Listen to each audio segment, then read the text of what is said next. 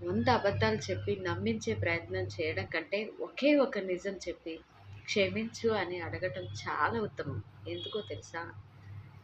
అబద్ధానికి ఎక్కువ రోజులు నిలకడ ఉండదు. నిజాయితీకి ఉన్నంత విలువ కూడా ఉండదు. ఈరోజు కాకపోతే రేపైనా తెలుస్తుంది. ఎవరి సంగతో ఎందుకు? నిన్ను నమ్మిన వ్యక్తులు ఒకరోజు అబద్ధం చెప్పావనుకో, తనకు తెలియకపోయినా నీ మనస్సాక్షి ఎప్పుడు చెప్తూ ఉంది. తనకెందుకు అబద్ధం చెప్పానని. నిజం చెప్పి చూడు. ఆ క్షణం ఆ వ్యక్తి నీ మీద కోప్పడొచ్చు. కానీ ఆ రోజు, ఆ క్షణం మంచిదే. ఏదో ఒక రోజు నన్ను నమ్మిన వ్యక్తి మోసం చేయకుండానే తిరిగి మళ్ళీ నాకు నిజం చెప్పాడని నీతో ఖచ్చితంగా మాట్లాడతాడు. నువ్వు కూడా ప్రశాంతంగా ఉంటావు. ఒక్కటి మాత్రం నిజం. ఏ రిలేషన్‌షిప్ కోసమైనా అబద్ధం అస్సలు చెప్పకూడదు. అది నిజాయితీగా ఉండదు. ఎట్లైనా సరే అబద్ధంగానే ఉంటుంది. అబద్ధంతో నడిచే రిలేషన్‌షిప్ ఏదైనా సరే ఉండదు. నిజాయితీగా నిజమే చెప్పండి.